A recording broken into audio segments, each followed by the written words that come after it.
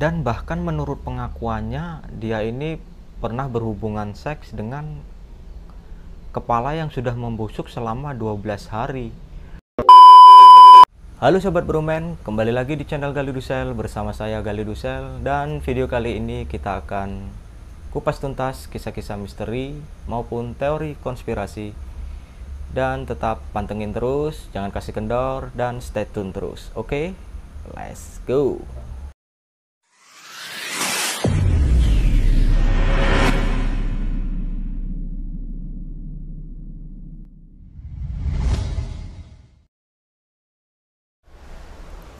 Oke konco-konco, video kali ini saya ingin bercerita tentang psikopat sadis dan jenius, yaitu bernama Edmund Kemper. Pria ini kelahiran 18 Desember 1948, dan dari sekian banyak korbannya ini terdapat juga nenek, kakek, dan ibunya sendiri yang menjadi korban kekejamannya. Dia juga disebut dengan nekrofilia, yaitu berhubungan seks dengan mayat. Istilahnya ini konco-konco, orang ini gimana ya menjelaskannya, kelainan seks lah. Dia membunuh, juga berhubungan seks dengan mayat. Edmund Kemper lahir di California, dan Edmund Kemper ini mempunyai ciri fisik yang tinggi besar. Dia ini mempunyai tinggi sekitar 206 cm dan berat sekitar 110 kg, dan juga mempunyai IQ bernilai 145. Dengan kecerdasan ini, Edmund Kemper ini juga sering dijuluki dengan pembunuh yang jenius. Dia anak nomor 2 dari 3 bersaudara, dan saudaranya ini adalah perempuan, di mana kakaknya adalah perempuan, adiknya adalah perempuan. Kebetulan dia adalah anak laki-laki satu-satunya. Sedangkan ayahnya adalah veteran perang dunia kedua dan kemudian bekerja di daerah Pacific Proving Grounds sebagai tukang listrik.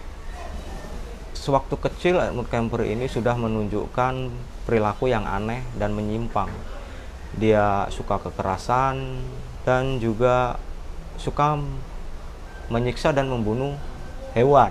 Pernah suatu kejadian pada saat dia usia 10 tahun, dia ini pernah menyiksa hewan peliharaan adiknya, yaitu seekor kucing, di mana kucing ini dipenggal kepalanya, tubuhnya dipotong-potong, dan kepalanya ini dia pakukan ke pagar depan rumahnya.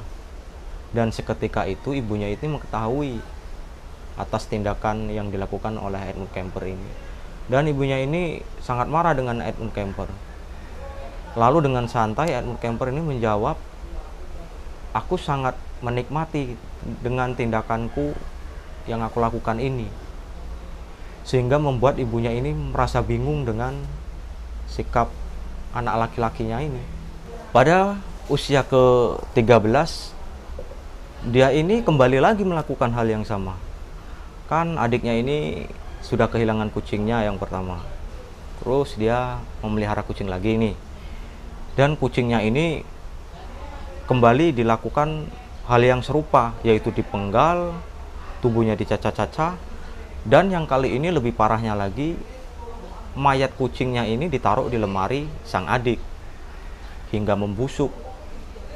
Sang adik ini mengetahui aksi dari Edmund Kemper ini, dan adiknya ini merasa ketakutan, lalu dia melaporlah kepada ibunya, sehingga ibunya ini marah besar kepada Edmund Kemper. Tapi Edmund Kemper ini santai saja, dia seperti tidak melakukan hal apa-apa. Dan Edmund Kemper ini sangat dekat dengan ayahnya daripada dengan ibunya. Tapi semua itu tidak berakhir lama. Ibu dan ayahnya ini bercerai pada tahun 1957, dan Edmund Kemper tinggal bersama ibunya dengan hak asuh ibunya. Hubungan antara Edmund Kemper dan ibunya ini tidak cukup baik dan tidak cukup harmonis. Dia sering diperlakukan buruk kepada ibunya. Ibu Edmund Kemper ini seorang pecandu alkohol yang akut. Dia kerap kali melampiaskan kekesalannya kepada Edmund Kemper dan sering menghinanya, mencacinya. Bahkan dia sering disuruh tidur di ruang bawah tanah yang ada di rumahnya. Edmund Kemper ini kan mempunyai perilaku yang aneh, jadi ibunya ini takut kalau Edmund Kemper ini melakukan hal yang buruk terhadap adik dan kakak Edmund Kemper itu, sehingga Edmund Kemper ini dipisahkan dari saudara-saudaranya agar tidak melakukan hal-hal yang tidak diinginkan. Pada suatu hari pernah terjadi pertengkaran antara Edmund Kemper dan ibunya ini. Edmund Kemper dihujat dengan ibunya ini dengan perkataan, "Kamu tidak akan mendapatkan wanita yang menyayangimu." Jadi sehingga Edmund Kemper ini merasa kecewa dengan ibunya ini dan menjadi sosok pemburu yang sadis di kemudian hari. Edmund Kemper ini merasa kecewa dan menyimpan dendam kepada ibunya, dan dia berusaha kabur dari rumah untuk mencari sosok sang ayah ini. Ternyata ayahnya ini setelah dicari-cari sudah menikah lagi dan mempunyai anak tiri, sehingga membuat Edmund Kemper ini tidak nyaman berada bersama ayahnya ini. Kemudian Edmund Kemper memutuskan untuk tinggal ke rumah nenek dan kakeknya.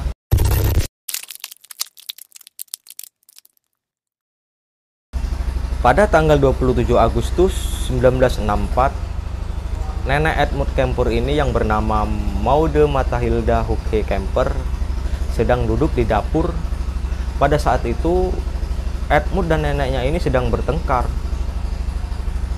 Pertengkaran ini didasari dengan masalah yang sepele sebenarnya. Si nenek ini menegur Edmund Kemper agar tidak seharian tidur dan berdiam diri di kamar. Sehingga Edmund Kemper ini merasa tersinggung dan marah kepada neneknya ini. Lalu dia mengambil sebuah senapan pemburu milik kakeknya dan menembak neneknya tepat di bagian kepalanya. Setelah neneknya mati ini pun Edmund Kemper masih menembakkan sebanyak 3 kali di tubuh neneknya ini. Dor ditembaknya, hingga membuat Edmund Kemper ini merasa kalap dan tidak berpikir jernih. Dia terus menembaki neneknya, dor. Sedangkan si kakek ini sedang memotong kayu di halaman belakang rumah nenek Edmund Kemper ini. Mendengar suara tembakan, kakeknya ini terus bergegas menghampiri. Setelah kakeknya ini datang menghampiri, lalu kakeknya ini ditembaknya juga sama si Edmund Kemper ini. Karena takut ketahuan kan sama si kakek, karena kakeknya ini melihat istrinya ini telah mati kena tembak si Edmund. Si Edmund ini kepalang, kakeknya ini tembaknya juga sama Edmund Kemper, sehingga kakeknya ini ikut mati bersama istrinya, yaitu nenek Edmund Kemper itu sendiri. Dan Edmund Kemper itu setelah melakukan hal itu, dia berdiam bersama jasad kakek dan neneknya ini selama 2 hari. Dia ini diam, bingung, dan lalu dia ini menelpon si ibunya Edmund Kemper ini. Dia menelpon ibunya karena dia bingung mau ngapain. Neneknya sudah mati, kakeknya sudah mati. Dia bingung mau ngapain kan. Lalu dia menelpon ibunya dan menceritakan semua hal. Setelah mendengar pengakuan Edmund Kemper, ibunya ini sangat terkejut dengan tindakan yang dilakukan oleh Edmund Kemper ini. Dia tega membunuh kakek dan neneknya, membuat ibunya ini stres. Lalu ibunya ini menyarankan Edmund Kemper ini segera menyerahkan diri ke pihak kepolisian setempat. Dan Edmund Kemper ini pun menuruti apa perkataan ibunya ini. Lalu dia pergi ke kantor polisi dan menyerahkan diri. Dan sesampainya di kantor polisi, dia pun diinterogasi oleh pihak kepolisian. Lalu polisi pun bertanya kepada Edmund Kemper, "Kenapa kau telah tega membunuh nenek dan kakekmu itu?" Lalu dengan santai Edmund Kemper pun menjawab, "Saya ingin merasakan bagaimana rasanya meledakkan kepala nenek dan kakek." Sontak mendengar pengakuan Edmund Kemper ini membuat polisi yang ada di tempat itu merasa kaget dengan tingkah laku Edmund Kemper ini. Setelah dia diinterogasi panjang lebar oleh pihak kepolisian, lalu pihak kepolisian mengirimkannya ke rumah sakit tahanan yang berada di daerah Atas Kadiru. Setelah sampainya di rumah sakit tersebut, Edmund Kemper diwawancarai oleh psikiater yang bernama Donald Lund. Dia mewawancarai Edmund Kemper dengan lengkap dan detail. Menurut pengakuan Edmund Kemper, dia tega melakukan hal tersebut karena bentuk protes terhadap ibu kandungnya yang kerap kali melakukan hal buruk terhadapnya selama bertahun-tahun. Pada saat dia ditangkap, dia ini berusia 15 tahun ya. Tergolong masih muda lah ya. Masih anak di bawah umur. Mendengar pengakuan dari Edmund Kemper ini, pihak rumah sakit menyatakan bahwa Edmund Kemper ini mengalami gangguan jiwa. Jadi Edmund Kemper ini ditahan di rumah sakit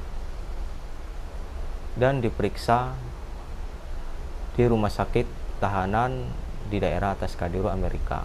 Jadi Edmund Kemper ini selama di rumah sakit, dia ini berperilaku baik. Dia tidak terlihat seperti orang yang mempunyai gangguan jiwa. Semuanya terlihat normal. Dan Edmund Kemper ini pandai menyimpan semua rahasia tentang perilakunya ini. Dan bahkan Edmund Kemper juga sempat melakukan tes IQ yang nilainya cukup fantastis. Nilainya ini mengalahkan, bahkan melebihi psikiater yang bertugas di rumah sakit tersebut. Sehingga pihak rumah sakit tersebut percaya bahwa Edmund Kemper ini tidak memiliki gangguan kejiwaan dan terlihat normal. Lalu pada tanggal 18 Desember 1969, tepat pada ulang tahunnya yang ke-21, Edmund Kemper ini dibebaskan bersyarat di rumah sakit di daerah Atas Kadiru atas rekomendasi dari psikiaternya yang bertugas di sana. Edmund Kemper ini berhasil meyakinkan dan menipu petugas rumah sakit yang berada di sana atas perilakunya ini. Dia pandai menutupi perilaku buruknya ini agar terlihat normal, dan Edmund Kemper pun dibebaskan bersyarat dan dinyatakan tidak berbahaya terhadap masyarakat. Setelah Edmund Kemper bebas, dia mendapatkan pekerjaan di Departemen Jalan Raya, dan dari hasil dia bekerja ini nantinya akan dia tabung untuk membeli apartemen kecil dan mobil, 1 unit mobil. Nah, mobil inilah yang akan dia gunakan untuk beraksi. Dan untuk sementara waktu dia tinggal bersama ibunya. Nah, ibu dan keluarga Edmund Kemper ini beserta adik dan kakaknya ini masih belum percaya sepenuhnya dengan Edmund Kemper ini, mengingat dulu pernah terjadi pembunuhan yang dilakukan Edmund Kemper terhadap kakek dan neneknya, sehingga ibu dan adik Edmund Kemper beserta kakaknya ini masih belum percaya sepenuhnya, agak takut dia untuk tinggal bersama Edmund Kemper ini. Jadi Edmund Kemper ini secara nggak langsung dijauhilah oleh keluarganya ini, yang membuat Edmund Kemper ini semakin marah dan semakin menyimpan dendam kepada keluarganya. Ternyata dugaan ibu dan keluarganya Edmund Kemper ini benar. Edmund Kemper kembali melakukan pembunuhan yang sadis lah ya, yang menjadi sosok monster pembunuh, tepatnya antara Mei 1997 dan April 1973. Edmund memulai pembunuhan berantainya, di mana dari korbannya ini Edmund melakukan pembunuhan ini dengan cara yang berbeda-beda, mulai dari dicekik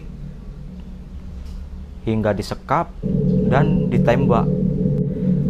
Nah, jadi modus Edmund Kemper ini membunuhnya dengan cara memberi tumpangan kepada mahasiswi-mahasiswi yang random yang ia angkut untuk diantarkan ke kampusnya. Pada saat itu,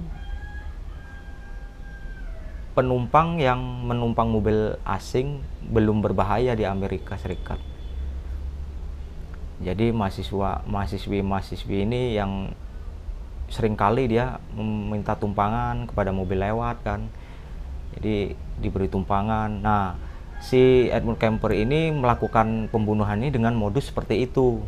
Dia memberi tumpangan kepada mahasiswi yang ingin berangkat ke kampus, lalu dia dengan alasan tersesat diajak putar-putar tuh si korbannya ini, terus dia alasannya tersesat, nggak tahu jalan. Nah, dari banyak korbannya ini dia membunuh 5 mahasiswi dan 1 siswi SMA dalam kurun selama 11 bulan. Nah, dia cari tempat sepi itu, umpamanya di hutan atau di tempat-tempat sepi lah yang jauh dari keramaian. Nah, si korban ini langsung dieksekusi di situlah. Dia dipotong, dipenggal kepalanya dan tubuhnya dimutilasi. Lalu si korban ini dibawa pulang ke apartemennya. Nah, si Edmund ini kan dia bekerja di departemen jalan raya, dan dia mendapatkan hasil dari uang itu, uang selama dia bekerja ini untuk membeli sebuah apartemen dan mobil. Nah, dari situlah si Edmund ini melancarkan aksinya dengan membawa mayat yang telah dia bunuh ini ke apartemennya untuk dieksekusi, untuk dia potong dan dia mutilasi, lalu untuk menyalurkan seksnya yang bisa dibilang menyimpang lah.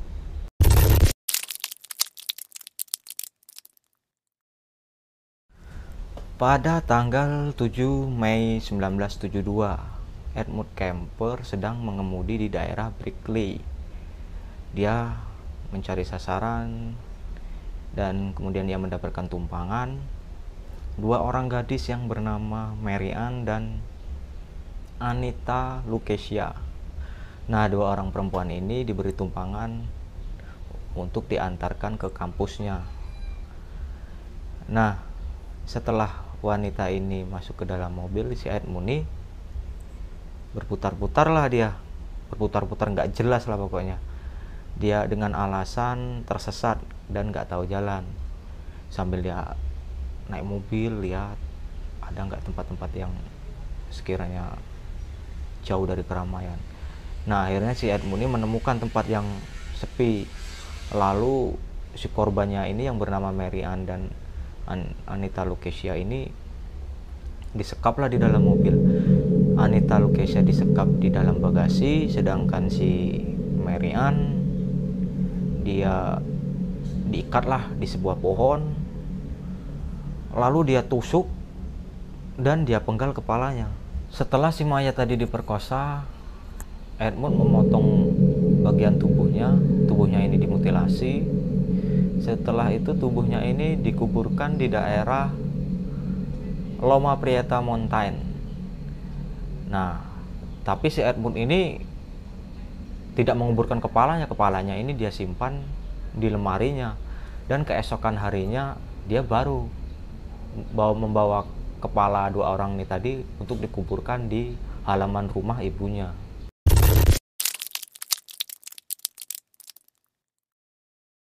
Dan korban selanjutnya yaitu siswi bernama Aikoko.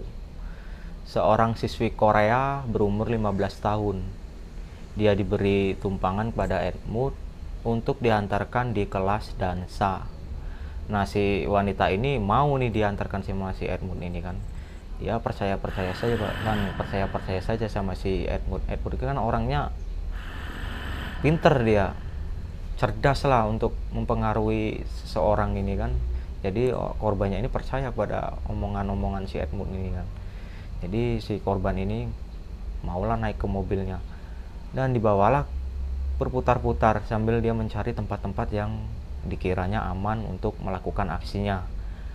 Setelahnya dia menemukan si Aiko ini disekap lah di dalam mobil. Dia dicekik dan disekap mulutnya ini hingga dia kehabisan napas dan mati. Setelah mati, si Edmund ini membawalah Aiko ini, dibungkuslah sama kain selimut dan dibawalah ke apartemennya. Sesampainya dia di apartemen, mulailah dia melakukan ritualnya yang aneh ini. Dia penggal kepala si korban, kemudian badan yang tanpa kepala ini, jasadnya dia perkosa, dan lalu menguburkan badannya ini di tempat yang sama seperti korban yang sebelumnya tadi. Korbannya ini badannya ini dimutilasi terus dikuburkan di tempat yang sama dengan korban-korban yang sebelumnya dia bunuh. Si keluarga Aiko ini sempat dia melaporkan ke polisi dan juga sempat memasang foto si Aiko ini di jalan raya. Nah, tetapi hasilnya nihil. Polisi juga kesulitan untuk mencari si Aiko ini tadi.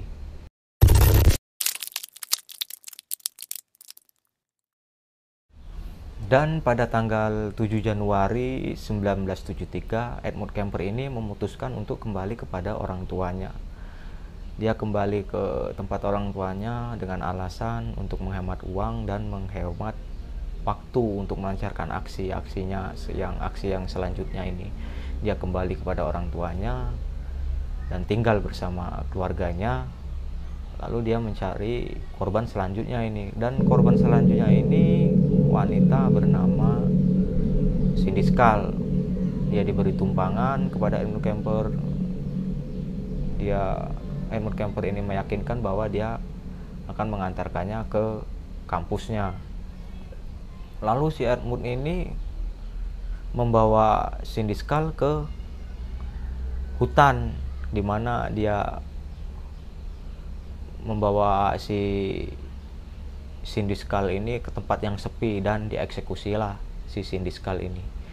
Dia disekap, lalu dia bunuh dan dia penggal kepala si Cindy Scull ini. Sebelum dia kembali ke rumah ibunya ini, dia membawa nih kepala-kepala sang korban ini yang sudah membusuk, yang lama membusuk di dalam lemarinya ini. Dia kumpulkan, dia bawa ke rumah orang tuanya ini, lalu dia simpan ke sebuah lemari yang ada di kamar bawah tanahnya ini. Nah, kepala-kepala sang korban ini lalu dia kuburkan tepat di bawah kamar ibunya, dan kepala sang korban ini dihadapkan ke bawah kamar ibunya ini. Menurut pengakuannya saat dia diinterogasi oleh pihak kepolisian sewaktu dia ditangkap, dia menjelaskan bahwa saya sengaja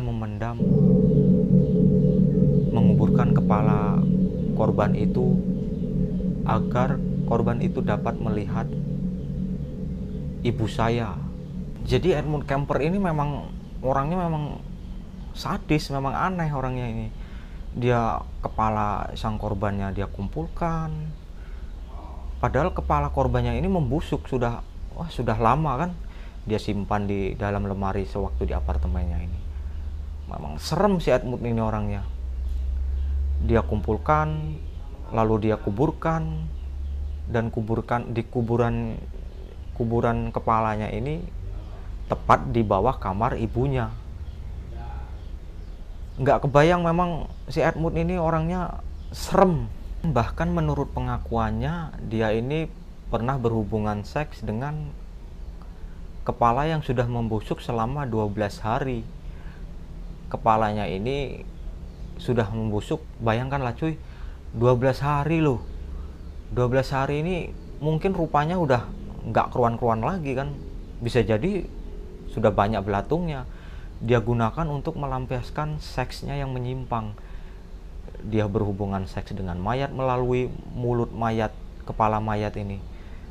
Sekiranya dia sudah puas melakukan ritual seksnya ini, lalu dia kuburkan si mayat, kepala si mayat ini ke kuburan yang sama yang kepala-kepala korban sebelumnya, yang menghadap, di mana kepala ini menghadap ke kamar sang ibu.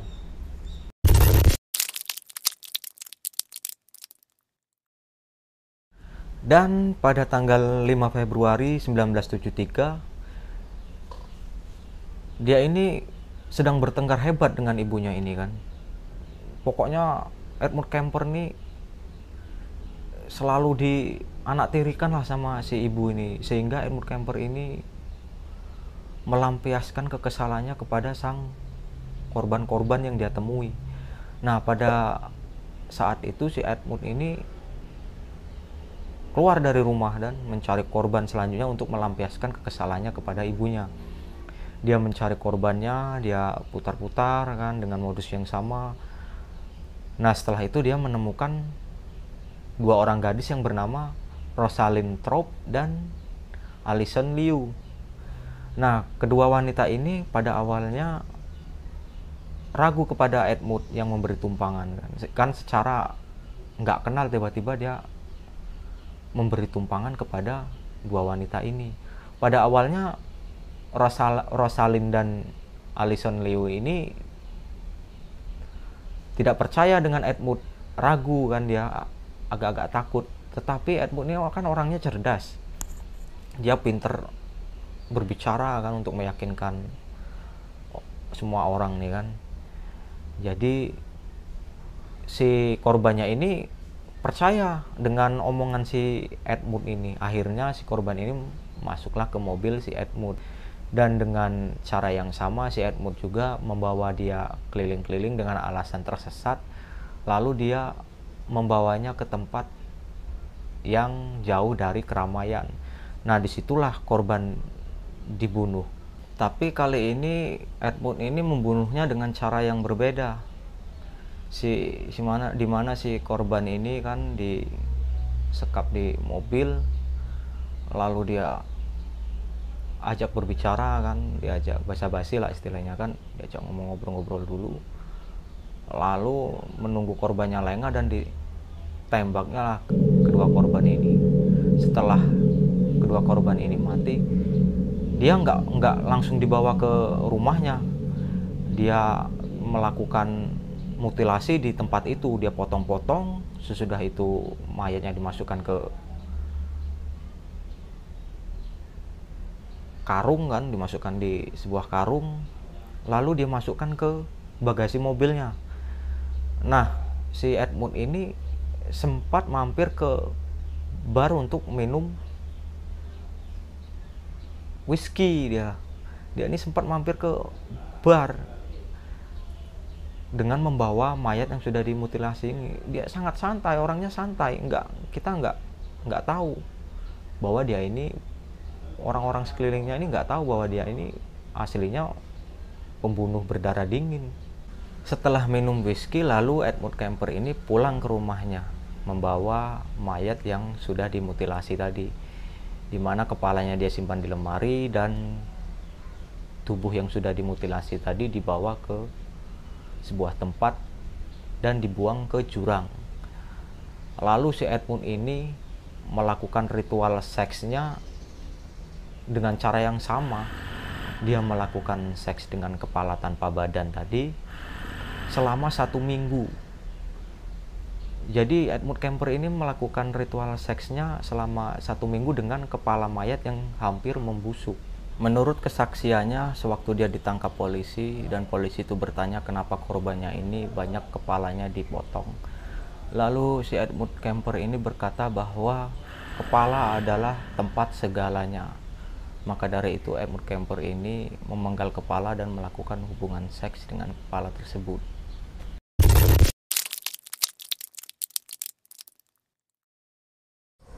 Kemudian puncak kejadian ini terjadi pada tanggal 20 April 1973 yang tak lain korbannya ini adalah ibu kandung dari Edmund Kemper yang bernama Clarnell Sternberg.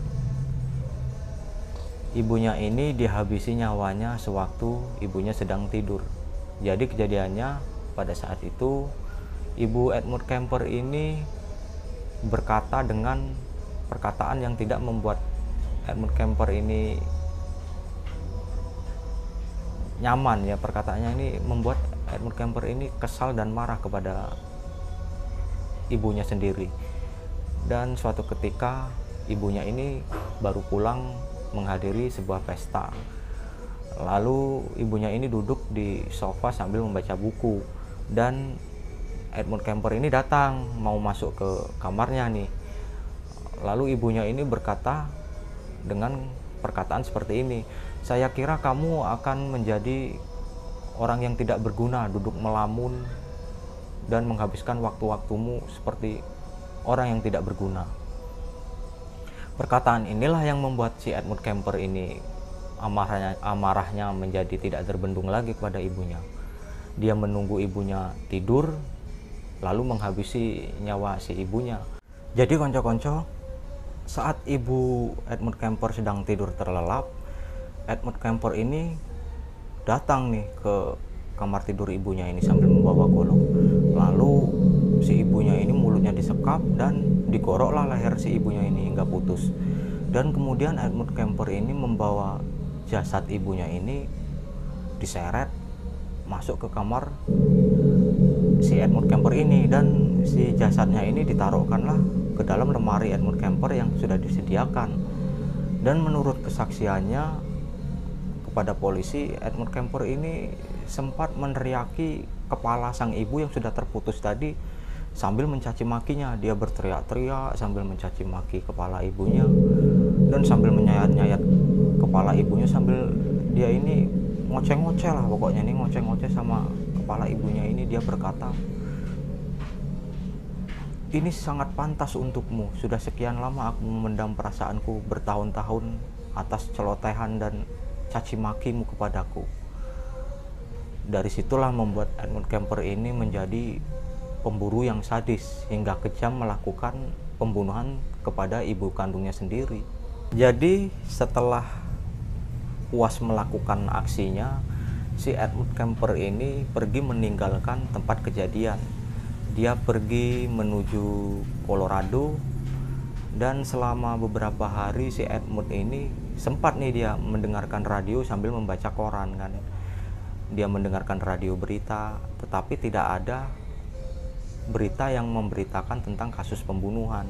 Setelah beberapa hari dalam pelarian, kemudian Edmund Kemper ini memutuskan untuk menyerahkan diri kepada pihak kepolisian dan menelpon ke pihak kepolisian dan menyatakan bahwa dia telah membunuh ibu kandungnya sendiri.